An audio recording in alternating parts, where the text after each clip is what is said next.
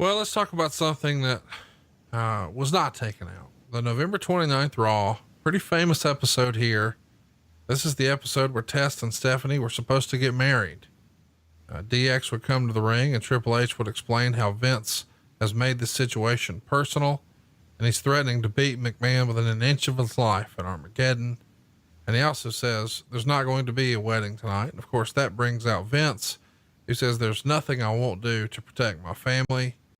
And he promised that he would have Triple H's blood on his hands at Armageddon. And as a gift, he gave Test a match with Triple H. Of course, Test is going to be his son-in-law at the end of the night. And he says no one would be involved in the wedding but family, and that he would fire anyone who interfered. And we also see a scene from the previous night's Las Vegas bachelorette party for Stephanie McMahon. Of course, Mae Young and the fabulous Moolah are there wishing the bride well.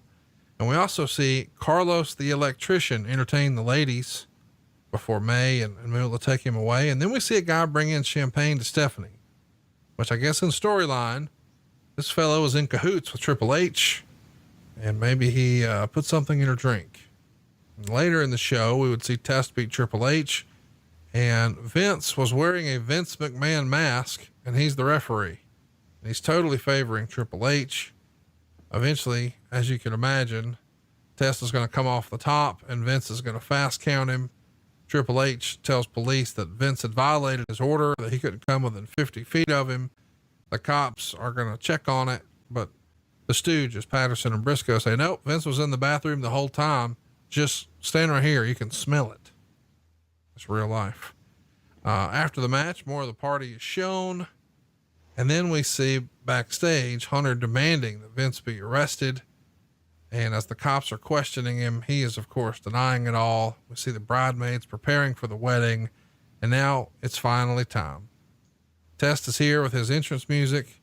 He's not announced as Andrew Martin, of course. He's Test, and he's marrying Stephanie McMahon, by God.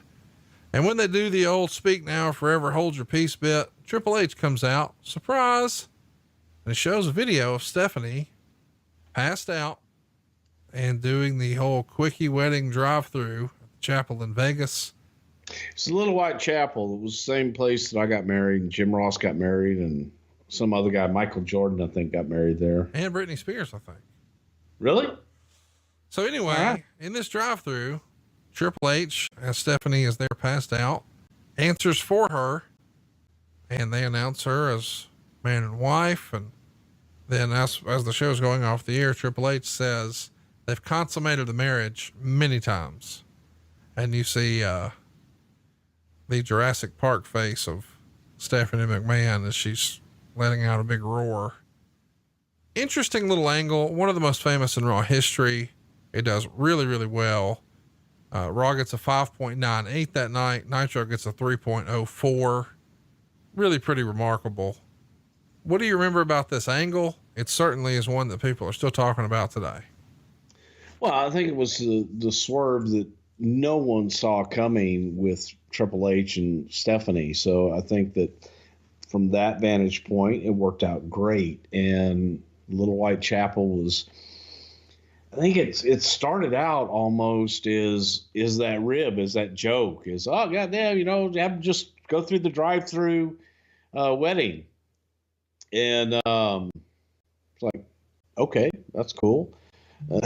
Jim Ross and I both highly recommended it because it's where we got married, and it just became a thing.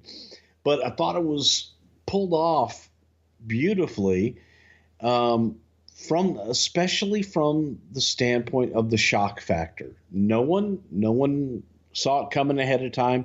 No one knew that we'd gone out to Vegas to go out and do that shit. And to that degree, it worked very well. No, it definitely did. And people are still talking about it. So clearly you guys were on to something. Let me ask, what's your favorite wedding angle in wrestling history? Do you have one? Actually, I have a couple, and that was Eric Bischoff on SmackDown Chuck with Billy and Chuck. Yep. Because it was just, again, no one saw that one coming, and it was completely out of the blue. There was that, and then I also loved the one with Kane coming up through the ring with Lita. Was another great spot that just you knew it was going to happen, and it was just so absurd the way it happened. It all worked out well. Weddings are good. Usually. Usually. Inside Edition on November 30th is doing a feature on this wedding as if the whole thing is a shoot, which is just tremendous. I mean, Inside Edition is a work. Get out of here.